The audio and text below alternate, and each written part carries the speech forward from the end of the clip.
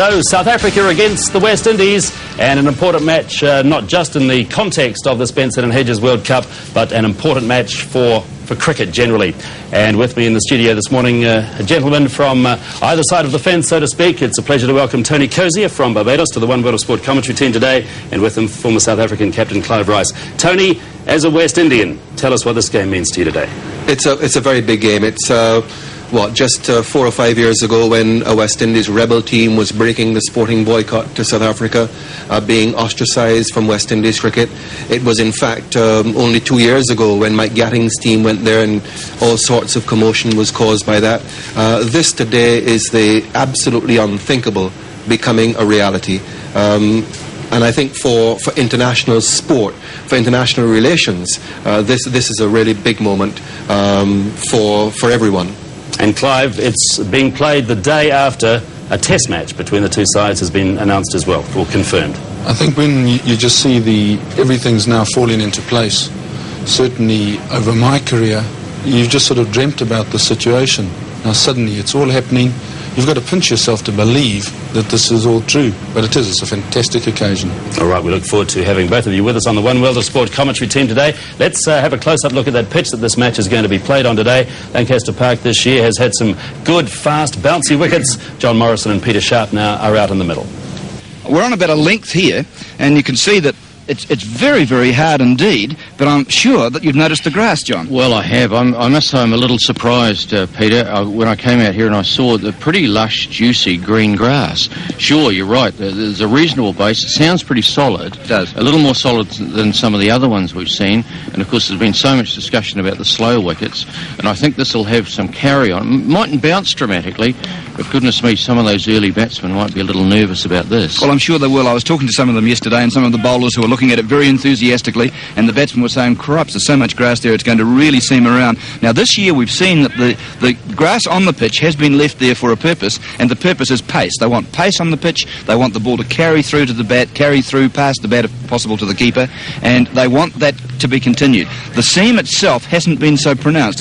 It seems that it's a soft leaf in the grass, and it doesn't really deviate the ball sideways as much as one might expect.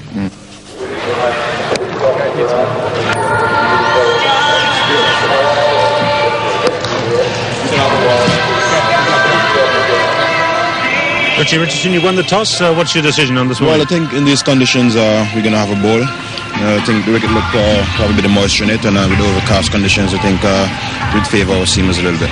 Okay, what's the lineup of your team today? Who's not playing? Patrick Patterson, Roger Harper, and Simmons. Okay, and you've had a look at the South Africans on television. What do you think of them? Well, they're a very enthusiastic team. They're very keen, and you can't really take them lightly. Okay, Richie, good luck. Thanks very much. Thank you. Kepler Wessels, is that something you would have done?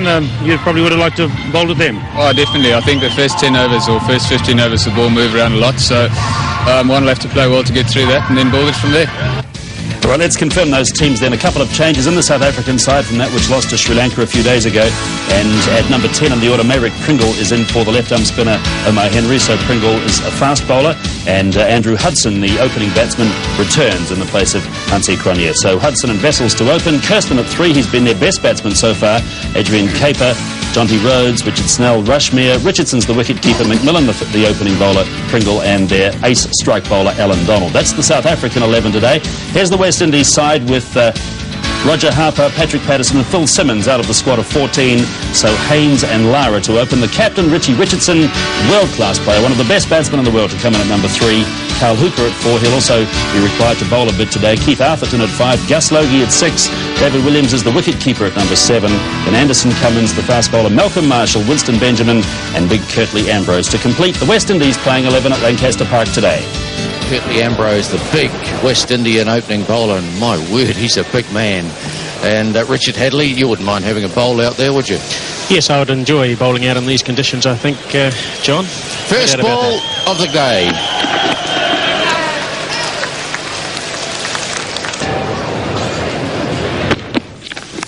And that one kept down a bit. But there's runs, it might be 4, it is 4, the first runs of the day, and an inside edge beating the keeper down to fine leg, so a bit lucky, Hudson. Kepler Wessels just fishing for that one.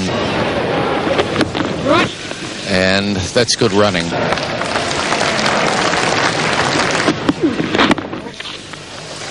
Here's a run down to big Kirtley Ambrose, and it's a leg by. Umpires today, Steve Randall from Australia, Tasmania, and Brian Aldridge from Christchurch. That's the end of the over, 7 for no wicket. Oh, it's up in the air, and it should be out. It is out. Caught Haynes, and that's a very good catch too. Good breakthrough for the West Indies. Yes. Vissel was there having a bit of a problem with a shortish ball. Didn't really know what to do with it. He was in no man's land. Yes, he looked like he wanted to whip it away on the leg side. It came on too quickly. In the end, he was nowhere, and he just sort of hoiked it, I suppose. Yes, front edge, really, and it went very high. But Desmond Haynes, he called and took it cleanly. First ball of the new over, and they pick up a single. Well run, and that of course is the intelligent way to play cricket. Kirsten there dropping the ball down in front of him. He knew that the square leg in the mid-on were deep. There was the single there. Oh, that's a good shot. Is it going away for 4? No, it's not. It's Benjamin. Oh, yes, he did misfield. That was a bad misfield, and indeed it's gone away to the boundary. So the first boundary of the morning, and Winston Benjamin really made a boob of that one. So 4 more 4 runs, 23 for 1. Ambrose again to Hudson. Oh, he's hit that one away. Well, it's in the air, but it's going to fall safe. Lara chasing it back. It's going into the boundary there for the second 4 of the morning. And he hit it well. It was short, moved inside the line, in the air, but 4 runs. Look at him! Another useful delivery here, and they're going through for a quick single. Here he is with his first delivery. Glorious shot. That'll go for 4, perhaps. Long chase out there for Lara, and just pulling it back inside the boundary. Well, certainly poor running between the wickets here. I'm sure that Kirsten thought it was going to go for 4, and he ambled through for the first one and managed to get back for 2. Oh, pulled away. Lovely shot. And that'll be 4. There's no need to run for that. Short from Benjamin. Andrew Hudson into position quickly. Cracks it away over mid-wicket. Hits it very cleanly. Well, it's a bit like Benjamin's run-up at the moment. He's off a short run-up, and that's very well played indeed. And you don't get too many balls like that to get away to the boundary.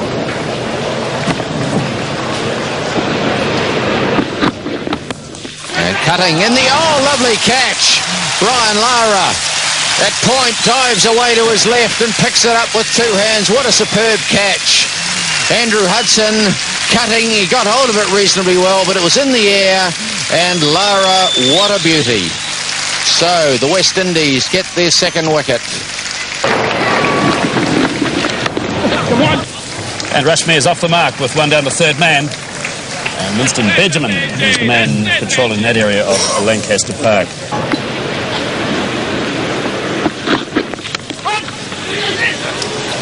Peter Kirsten's run a single pretty quickly. They shy at the stumps, but Rushmere was home.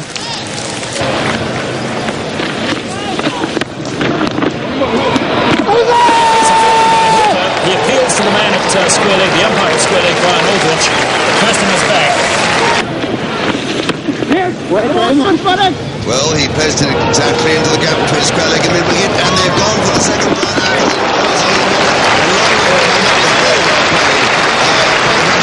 Extremely well run. Good piece of cricket by the South Africans. Yes, I suppose 10 overs of Hooper, they'll be looking for between 40 and 50 at least from him, won't they? Yes, he's got to be the man, and here they place it perfectly in the gap. Rushmere does, and they settle for 2, and a wonderful piece of fielding here. Come on! It's another good stroke into the gap. There'll be 2 runs here. Well played by Rushmere. Hamilton this time not picking up cleanly, so there's no hurry in the final stages of that too. It is the end of the over, 63 for 2.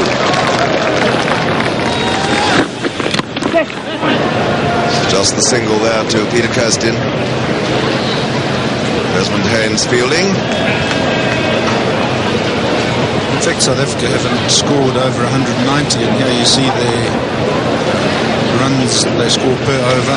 They've had one good over where they picked up 7, but the West Indies have basically restricted them to almost under 4, under just over 3 and over. Well, he's opened the pace, he's made contact there. He'll get one to Benjamin. Benjamin, who's mended his way here. Goodness me, when you sit there like that, you realise the good feeling is an art form on its own. It's got his 2, but doesn't hold the right there, and it'll just be the 2.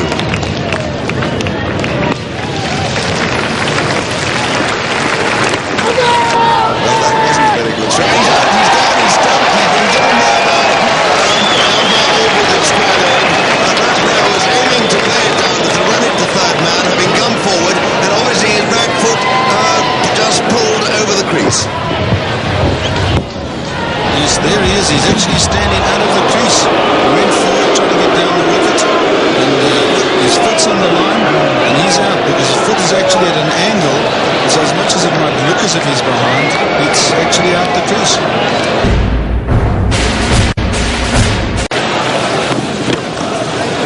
That's a better looking stroke. He's got a run there. Malcolm Marshall coming in off the long off boundary. So Caper has opened his account.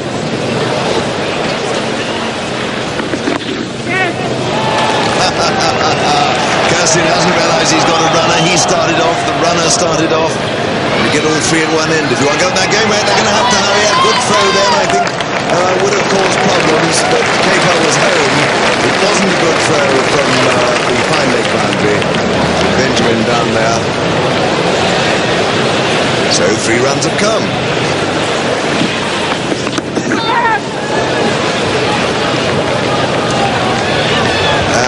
Welcome back to Lancaster Park. The first ball, the next over from Hooper, is turned away round the corner there for 3 by Peter Kirsten.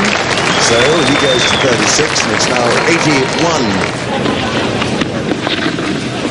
That's well played. Just a little bit of width outside the leg stump from Hooper. Kuiper gets him away. Bad bit of misfielding. Winston Benjamin is having a poor day in the field today. He let one through, it went for 4 early on when it should just have been the 1 or 2.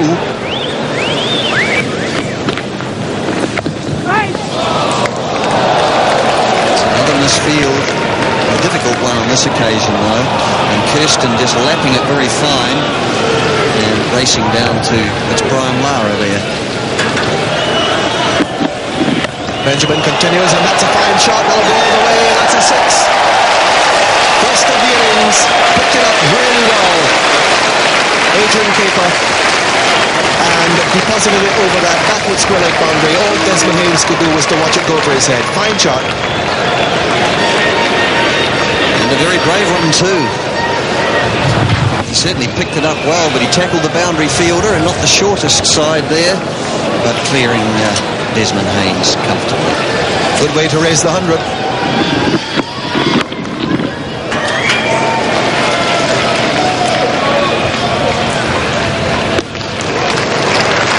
Desmond there, nipping in like a 2-year-old and whistling in and over the stumps.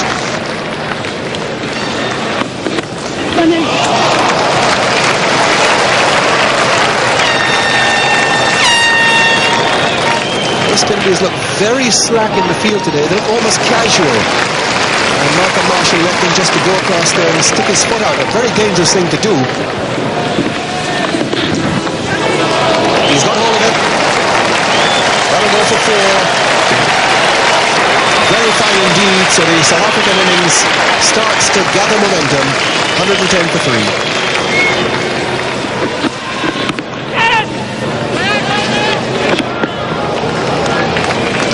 Sneaking singles now. The South Africans, you can see, beginning to gather confidence here. Peter Kirsten on strike.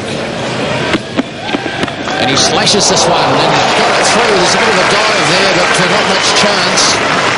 And they'll come back for 2. Of course, we've got a runner out there, and that creates a bit of confusion. It makes quick singles a little more, well, difficult perhaps, because there's 3 people negotiating the operation. that bounced a bit again, but there's his 50. There's Peter Kirsten again being the backbone of the South African innings. He's on the 50s, undefeated. A very good effort. He came in when conditions were very difficult, kept the vessels out early, and he's gone on, and as I say, still undefeated and getting a good hand. So there we see his wagon wheel again, little deflections, little dabs, little cuts, and only just 2 boundaries in that innings. And he's missed it, he's bowled, and Curtly Ambrose is through. Well, Caper getting a full toss, we don't get too many of those from big Curtly Ambrose, and Caper's not happy with himself because that was a golden opportunity to score. Caper, he's furious. Yes, a full toss at base of the off stump there, and yes, it won't delight them, and if it clears the ball, sloppy fielding, yes. Little run away for 4, plus the one they've run, and that was very sloppy. Well, that's unbelievable cricket, really. I mean, there's a short, sharp single, and even that may be marginal. And then the backing up there was absolutely... Yes, I think the stand Cummins, that was dreadful, wasn't it? Look at this. Look at that, right through the gap. You'd have to try quite hard to get it through your legs like that, wouldn't you? Yes, you've got to do well to miss it, don't you?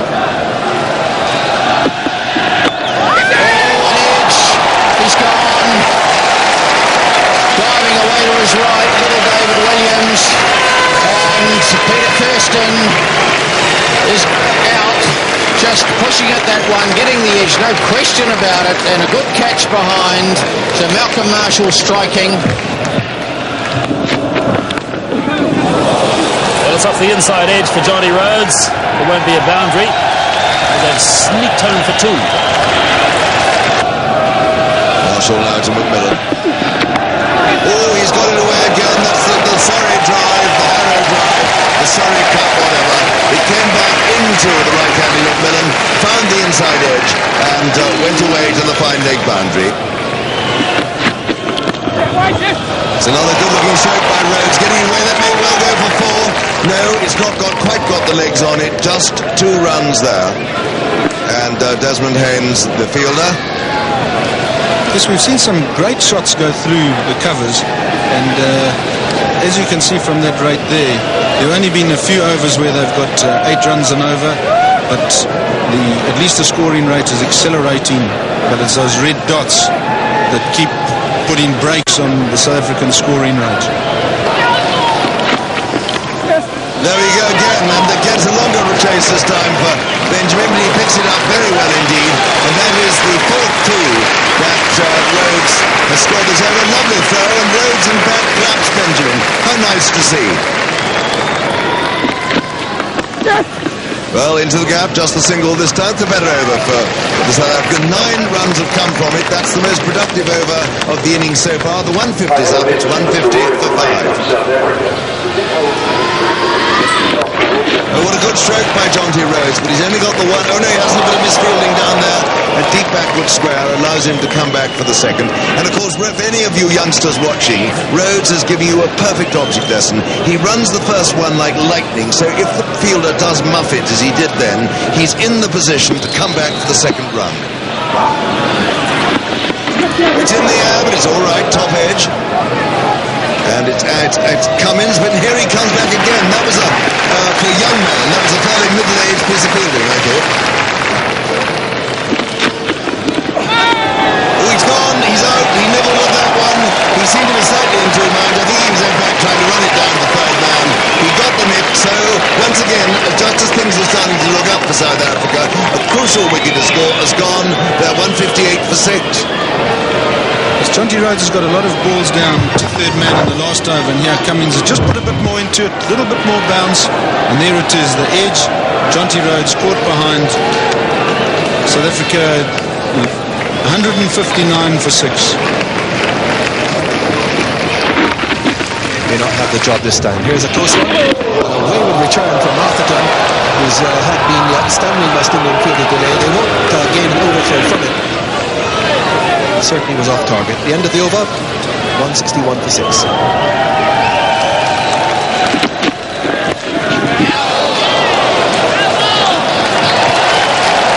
Will you come back and a boundary well played, but again too short, too wide.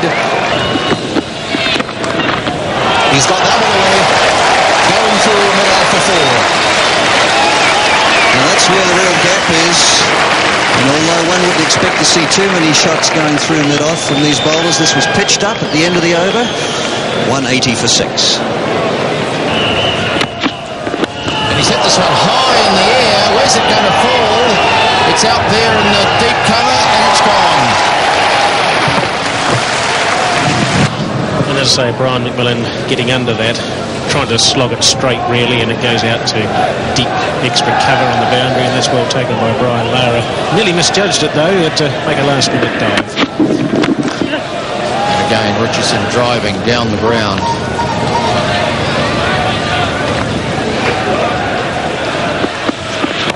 Up it goes. It's in the air, he should be out here.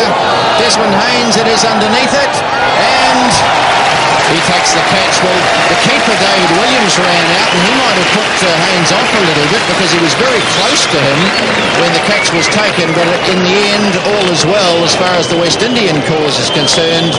But trying to swing it away, managing really only to hit it high in the air. Well, had that been dropped, there might have been a few questions asked, because really it was probably a keeper's catch him anyway, because he had enough time to get there, and of course he's got the gloves on, it makes it easier to catch. Bad looking shot. Oh, they're run out. Missed it. Over to Hutch. Unbelievable cricket. Chapter of accidents there. Just cut away behind point, and Pringle was coming. So Richardson, he's got it pretty fine down there. Well judged shot, controlled, but can't quite get it through. And Pringle's still struggling, he's hobbling, and as you say, Richard, that may cause problems when South Africa come to bowl, because he is a very key part of the South African seam attack. Just jams it out really, right on the toe of the bat. He's coming back for 2. This could be close. Oh, it was a difficult Ambrose coming in through the bill, and it was just at ground level, so Malcolm Marshall struggled to pick up, and I don't blame him really. So here we go, the last ball of the South African innings. Oh, and he's missed it. They're looking for a single, they decide against it as little David Williams runs up to the stump. So that's it for the South Africans. They've got the round 200, they've lost 8 wickets. So South Africa hit 200 for the first time in this 1992 Benson and Hedges World Cup. Exactly 200 for 8 in 50 overs. And Peter Kirsten, again their star batsman, with 56 from 91 deliveries. Some useful contributions through that middle order from Caper, from Rhodes, McMillan and Dave Richardson, the wicketkeeper there at the end, 20 not out from 26 deliveries faced. South Africa 200 for 8. The West Indies require 201 to win this match. For the West Indies, Curtly Ambrose, 2 for 34. Malcolm Marshall finished up being their best bowler. The very experienced opener for the West Indies, 2 for 26. Winston Benjamin and Carl Hooper just a little on the expensive side, going for nearly 5 runs an over. And Anderson Cummins, 2 for 40 from his 10 overs, exactly 4 per over, and he bowled well enough.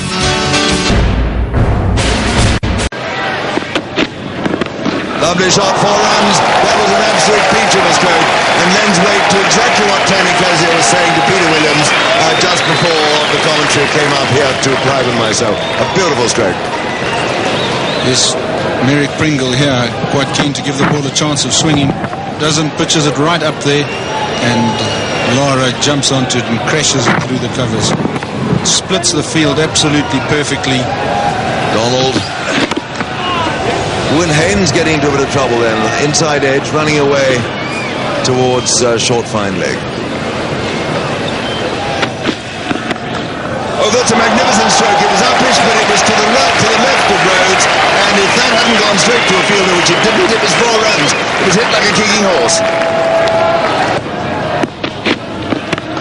Oh, and is that out? Yes. Oh, did it catch? I think he's caught it. It's a marvellous catch. Yes, he's gone. Jonty Rhodes took one that was hit as hard as any cricket ball you could see. He really got on over that, Lara. Hit it very hard. Didn't quite get over it enough. It was in the air, and Jonty Rhodes took a blinder. Yes, yeah, but Lara is playing that shot again. A little bit too close to him, and straight to John T. Rhodes at backward point. What a superb catch, right at his bootlaces. It's a good shot by Haynes. It's worked away 4 runs. He won't catch that. And Haynes again finding the gap, playing it away resolutely, solidly. Typical Haynes. So he's out. He's gone. LBW. Richie Richardson trying to swing Maverick Pringle away in maybe over mid-on, and he missed it, and it went through and hit the pad. And umpire Steve Randell from Australia, he hit the finger up. Well, that was a very casual shot. That's the length of the bowl. That's dead, really. They would have hit him on the leg. That's out. Hit him on the crease. But really, they are bowling the right length, bowling a lot fuller than the West Indians. And Pringle is obviously delighted. The South Africans, 19 for 2 now at the West Indies. Oh, it's in the air. He's gone. First slip. Kepler Vessels takes the catch. Just prodding it. It really almost guided it into first slip. And South Africa, goodness me, they're back in business. 19 for 3. And the West Indies in all sorts of trouble. Carl Hooper gone. Well, it's that length again. Just look at that, just pushing at the ball. That's well taken by Vessels. Tell you what, South Africa certainly on top and have got a great chance. Oh, he's nicked it. He's gone. He's chasing them all. That must have just about been a wide, and he's gone after it, and he's got an edge. And goodness me, another West Indian has gone. 19 for 4. Well, the West Indians, they like to play shots. If the ball is short or wide, they will chase it. Not necessarily a great delivery, a bit too wide. But that's the end result. And again, South Africa have got that breakthrough, and the West Indies in all sorts of trouble. It's in the air, but it's all right. It's away for 4. The uppercut by Logie hit it well, high and to the left of John T. Rhodes. It's 4 more runs.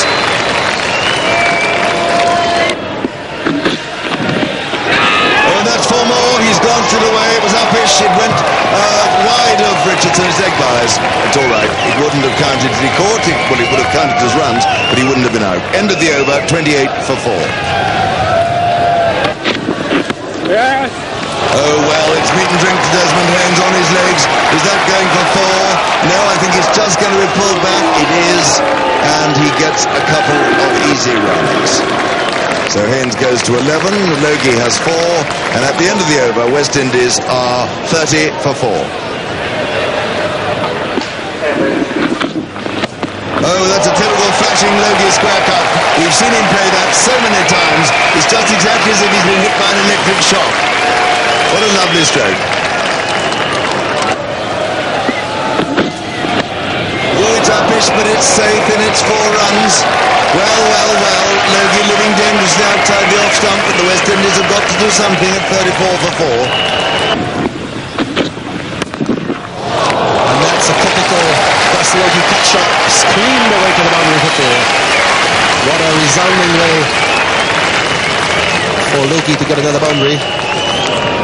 Yeah, certainly a poor delivery, but Logie taking full toll of this. Wide and short, and he thrashed it away behind point for 4. Actually, I changed next to Van Burn Holder for Worcestershire for 10 years, so I'm certainly very familiar with the name Holder. West Indies.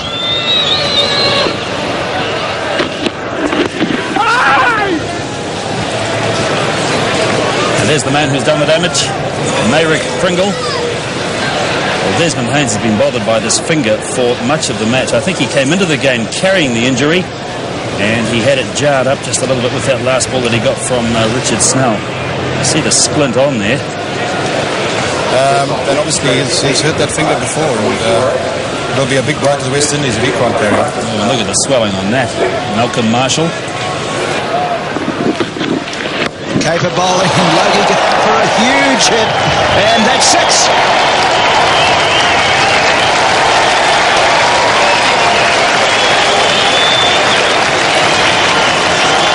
Well, that almost brings back memories of New Zealand playing South Africa at Eden Park when Caper went for 18 and the one and only over that he bowled. He just struggled to get it right on line. And of course, Logie, I mean, he doesn't like to be tied down. He likes to play his shots, but he's got that one away very well indeed. Might have to come back too if Logie goes away again, and it's 4 more. Well, certainly a bad start for Caper, and a couple of vessels is not happy with that. 10 runs off only 3 deliveries. He just hasn't settled. Logie, he's taken severe toll of that again. So 2 pull shots and 3 deliveries. Certainly not very good bowling, but very good batting indeed.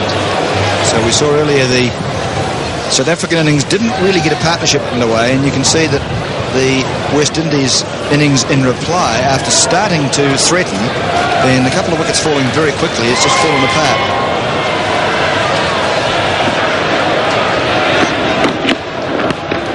There's a big shot from Marshall, flicking in behind square. That's a very good shot from Malcolm Marshall. And Snell paying the penalty of drifting down leg side. Well, that's the first time he's drifted down the leg side, and Marshall just whips it away. I mean, it's typical West Indian. I mean, not too many players in world cricket sort of play that sort of shot to great effect. Just look at that. Great timing.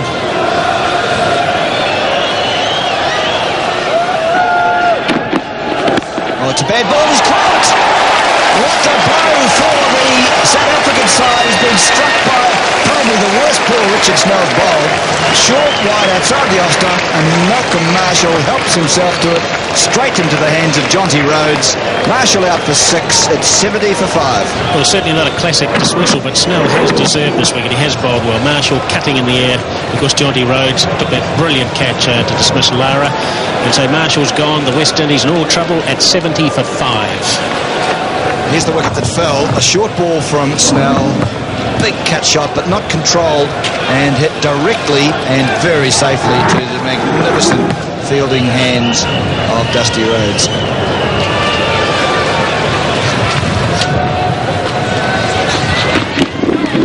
Oh, it's a lovely ball. Appeal, he's gone. Williams is gone.